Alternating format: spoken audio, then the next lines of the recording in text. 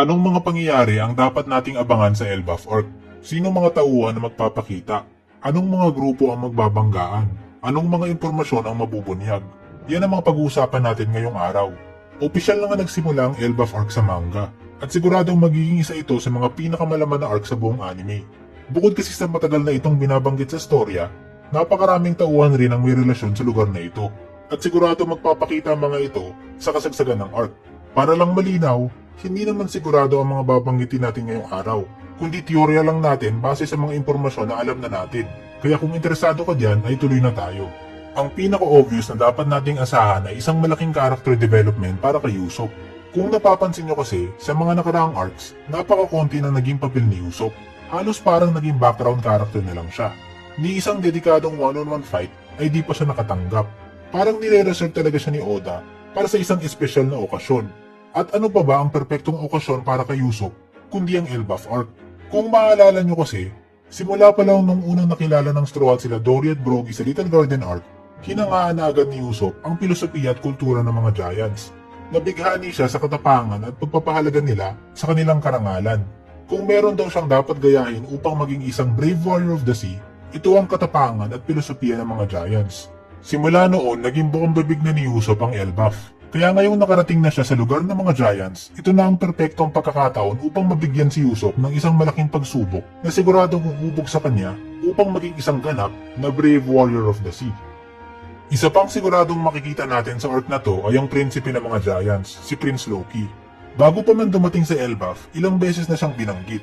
Dati raw siyang na-inlove kay Charlotte Lola at puntik pa ang ikasal rito, kahit pa anak ito ng isang mortal na kalaban ng mga Giants na si Big Mom. Yun nga lang, hindi pumayag si Lola at tumakas ito bago matuloy ang kasal. Marami nga nagtaka kung bakit tumakas si Lola. Dahil sa pagkakakilala natin sa kanya, mukhang handa naman siyang pakasalan ng kahit sino lang. Kaya marami talagang naghinala sa katauhan at motibasyon nitong si Prince Loki. Lalo pat yung pangalan niya ay kadalasang iniuugnay sa isang mapanlinlang na Diyos ng Norse mythology. Kaya baka may mas malalim talaga na dahilan si Lola sa pagtanggi sa kanya. Ilang beses nga natin pinag-usapan sa channel natin na malamang itong si Prince Loki ang magiging kalaban sa Elbaf Arc. Pero kahit ano pa ang katauhan niya, mabait man o masama, sigurado magkakaroon ng malaking papel itong prinsipe ng mga Giants sa buong arc. Isa rin sa mga dapat nating abangan ay isa na namang misteryosong tauhan, ang Man with the Burn Scar. Ilang beses ipinahiwatig sa atin sa storya na siya raw ang may hawak ng pang-apat na poneglyph na dating nakatago sa Fishman Island. Hawak na nga ng Straw Hats ang unang 3 poneglyphs. At kapag nakuha nila ang pang-apat, pwede na silang dumiretso sa Laugh Tale para ganap ng maging Pirate King crew. Kaya napaka-importanting pyesa itong panghuling poneglyph na siguradong pag-aagawan ng maraming grupo. Hindi pa malinaw ang totoong identidad nitong Man with the Burn Scar, pero may posibilidad na isa siyang tauhan na kilala na natin.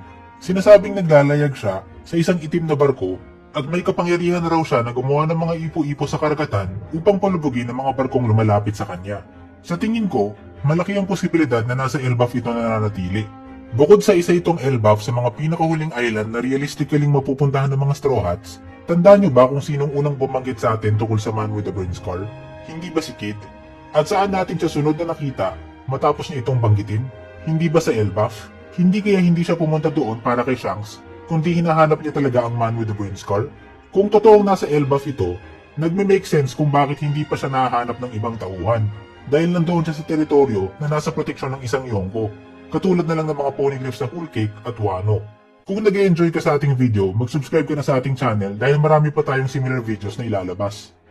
Isa pa sa mga dapat nating abangan ay ang Blackbeard Pirates. Unti-unti na nga silang gumalaw sa Egghead Island Arc at pagdating ng Elbaf Arc, siguradong mas titindi pa ang mga aksyon nila. Alam kong marami sa inyo ang minamaliit na ng si Blackbeard dahil naging hirap nga siya sa ilan niyang mga laban.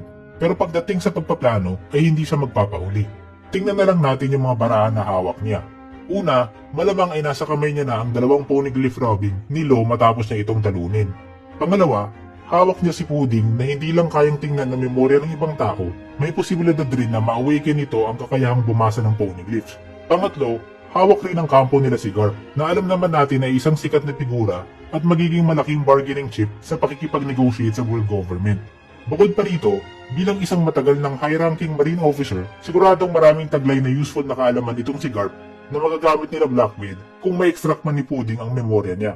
Pang-apat naman ay hawak rin ng Blackbeard Pirate si Caribou na siguradong sasabihan sila tungkol sa lokasyon ng Ancient Weapon Poseidon at Pluton. Pang-lima, nahawakan rin ni Devon si Saturn, kaya makukopya niya ang anyo nito kung kakailanganin. Hindi pa malinaw kung paano nila ito gagamitin, lalo pat patay na si Saturn. Pero asahan nating magagawa nila ng paraan yan.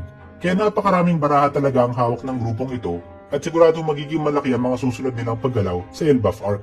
Kung totoong nasa Elbaf ang pang-apat na Poneglyph, siguradong pupunta rin sila dito upang makipag-agawan. Hindi pa malinaw kung sino ang eksaktong makakatapat ng Blackbeard Pirate sa Elbaf Arc dahil maraming grupo rin ang galit sa kanila. Pero asahan na natin na magiging malaki ang parte nila sa arc na ito. Kung meron mang kayang tumapat sa Blackbeard Pirates, ito na siguro ang Red Hair Pirates. Hindi malinaw kung opisyal ba na parte ng teritoryo nila ang Elbaf, pero halatang malalim ang koneksyon nila siyang sa mga Giants, lalo na sa Giant Warrior Pirates, kaya kung manggulo man rito ang Blackbeard Pirates, siguradong mananagot sila kila Shanks. Pero kahit pa hindi pumunta ang mga ito sa Elbaf, malaki pa rin ang tsansa na magbanggaan ng dalawang grupong ito. Bukod sa mahabang history ni Shanks kay Blackbeard, na minsan na siyang nasugatan sa mukha, kapansin-pansin rin na bantay ni Shanks ang mga hakbang ni Blackbeard, na para bang kinikilala niya ito bilang isang malaking banta. Pumunta pa nga siya sa Wano dahil inakala niya na pupunta rin doon si Blackbeard, kaya hindi na malabo na mapunta ang lubos na pagbabantay na ito sa banggaan ng dalawang crew.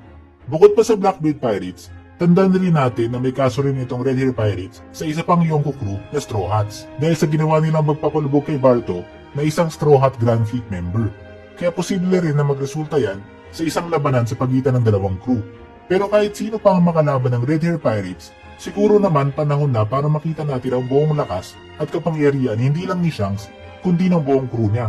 Hindi yung pasilip lang o maikling clash, kundi maigting na labanan talaga. Lalong-lalo pa ngayon na idineklara na ni Shanks na opisyal na silang sasali sa paghahanap ng One Piece. Ilan pa sa mga grupo na dapat rin nating abangan sa Elbaf ay ang magkaribal na grupo ng Revolutionary Army at God's Knights. Malinaw na itong dalawang grupong ito ang magkakatapat. Ang pangunahing layunin kasi ng Revolutionary Army ay papagsakin ang mga Celestial Dragons. Hindi ang world government o mga Marines, kundi ang mga Celestial Dragons. Dahil alam nila na ito talaga ang mga tunay na kalaban. Sa kabilang banda naman, nagbumuka na ang pangunahing layunin ng God's Knights ay protektahan ang mga interes ng mga Celestial Dragons. Nakikita lang natin gumagalaw ang grupong ito kapag sangkot ang mga Celestial Dragons, katulad na lang ng God Valley Incident at noong may nag-alitang Celestial Dragon sa Marichua. Kaya mukhang mortal na magkatapat talaga ang dalawang grupong ito dahil magkasalungat sila ng layunin. At unti-unti na nating nakikita ang simula ng kanilang banggaan ngayong inaatake ng Revolutionary Army ang supply lines ng Marichua. Labis itong ikinagagalit ng mga Celestial Dragons na hindi sanay na magutuman o maubusan ng kahit anong supply.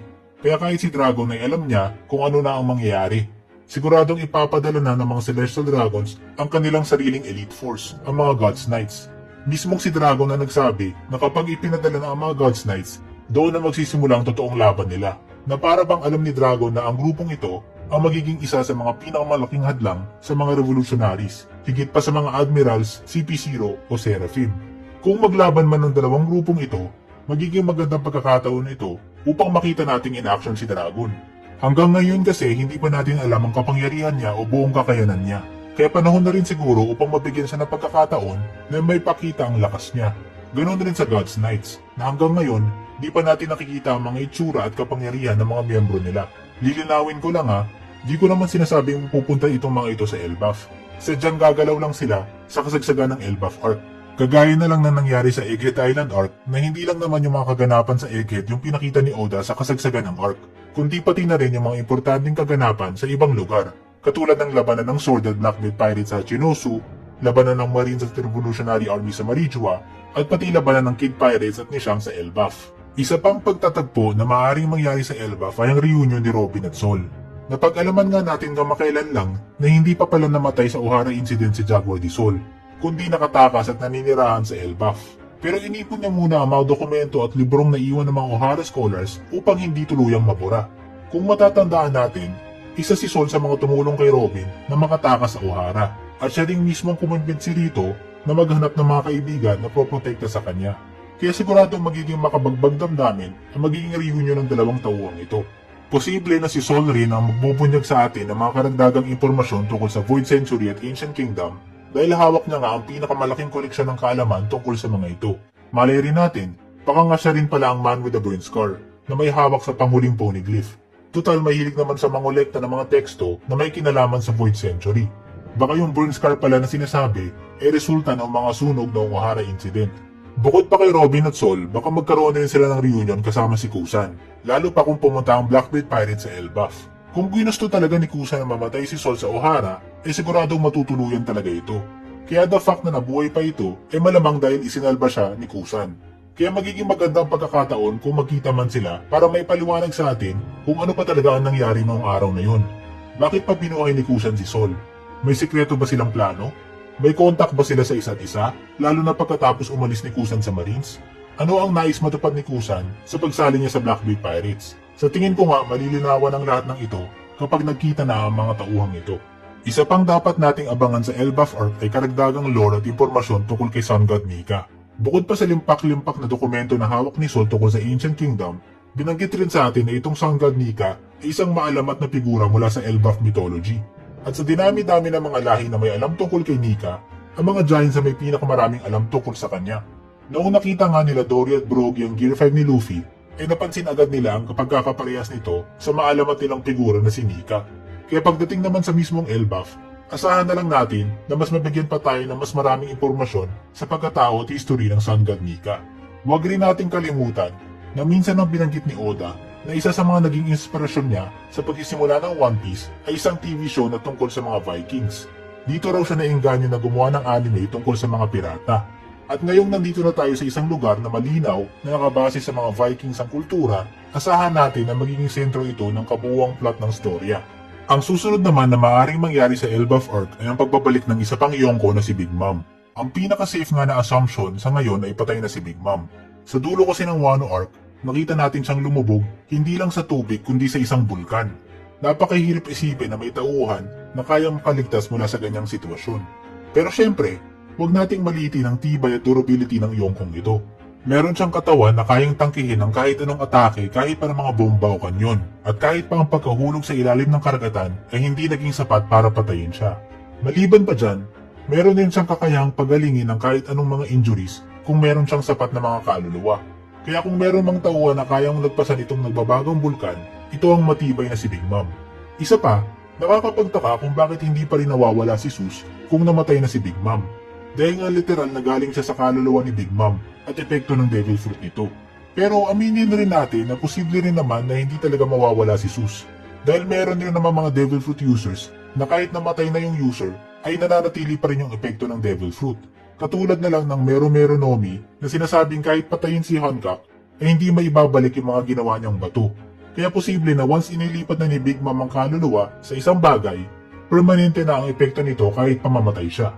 Kaya wala pa talagang kasiguraduhan kung namatay o nag-survive si Big Mom. Pero kung may opinion ka dyan, lagay mo na lang yan sa comment section. Pero anyway, kung buhay man si Big Mom, sa Elbaf ang pinaka-perfectong pagkakataon para ibalik siya sa storya. Napakahaba kasi ng history niya rito. Lumaki nga siya sa Elbaf Village sa pangangalaga ni Mother Carmel. Siya rin ang pumatay sa isang bayani ng Elbaf at dating kapitan ng Giant Warrior Pirates na si Jurul. At nagkaroon rin ng insidente kung saan muntik nang ikasalang anak niyang si Lola sa Prince of Elbaf na si Loki. Kaya magiging magandang pagkakataon para i-connecta ang lahat ng detalyeng yan sa Elbaf sa pamamagitan ng pagbabalik kay Big Mom.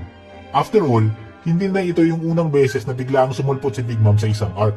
Dati na siyang sumulpot sa Wano Arc kaya di natin inaasahan na magiging parte siya roon. Ang huli naman sa listahan natin ay hindi inaasahan ng marami, ang pagpapakita ni Uruj. Sa lahat kasi ng miyembro ng Worst Generation, si Uruj na lang ang wala pang nagiging malaking papel. Kaya si Jewelry Bonnie ay di inaasahang nagpakita at nagkaroon ng malaking papel sa nakaraang arc. Kaya posible na ganito rin ang mangyari kay Mad Monk Uruj sa Elbaf arc. Pero teka, at least si Bonnie may connection sa Egghead. Dahil dito nga pinag-eksperimentohan si Kuma. So ano naman ang kinalaman ni Uruj sa mga Giants? Kung papansin natin yung Elbaf na nakabase sa Norse mythology ang kultura, nandito nga yung malaking puno na tinatawag na Yggdrasil. At sa Norse mythology, itong puno nga ang kumukonekta sa Siyam na Mundo o Nine Realms. Posible na isa sa Nine Realms na nakakonekta dito ay isang Sky Island na pinanggalingan ni Uruj. Baka nga ito pa yung mismong Sky Island na pinanggalingan na rin ni Enel, ang Sky Island ng Birka. Kung matatandaan nga natin, hindi talaga pinanganak si Enel sa Skypiea, kundi isang dayuhan mula sa ibang Sky Island. Kaya may posibilidad na pareha sila ng pinanggalingan ng isa pang Sky Islander na si Uruj. Huli nating nakita si Enel sa buwan kung saan nakakita siya ng mga simbolo tungkol sa ancient weapons. At kung titingnan nating mabuti, malapit sa simbolo para sa Ancient Weapon Uranus ay ang simbolo ng mga Sky People. Kaya mukhang malaki talaga ang koneksyon nitong Sky People sa Ancient Weapon na ito. Kaya kung magpakita man si Uruj at pati na rin si Enel sa Elbaf, magiging perpektong pagkakataon nito upang malaman natin ang backstory ng Uranus. Dahil ito na lang ang natitirang Ancient Weapon na misteryoso pa rin para sa atin. Ni hindi man lang natin alam kung sino ang gumawa rito at bakit. Kung mapapansin nyo, napakaraming pangyayari nga ang nabanggit natin ngayong araw. Final saga na nga kasi kaya kailangan nang ikonekta ni Oda yung mga hiwa-hiwalay na tauhan at misteryo na ipinakilala niya sa atin sa nakalipas na 25 plus years. Kaya asahan na talaga natin na unti-unti nang magkikita-kita ang mga tauhan sa storya. Katulad na lang na nangyari na sa Egged Island. Sa tingin mo, malaki ba ang posibilidad na mangyari ang mga binanggit natin? May mga pangyayari ba na hindi natin nabanggit pero sigurado ka mangyayari sa Elbaf Orc? I-comment mo na ang lahat ng yan sa baba. At kung interesado kang malaman ng mas detalyado kung sino si Prince Loki at bakit siya sa tingin ko ang magiging villain ng Elbaf Arc, panoorin mo na rin ang video natin tungkol dyan.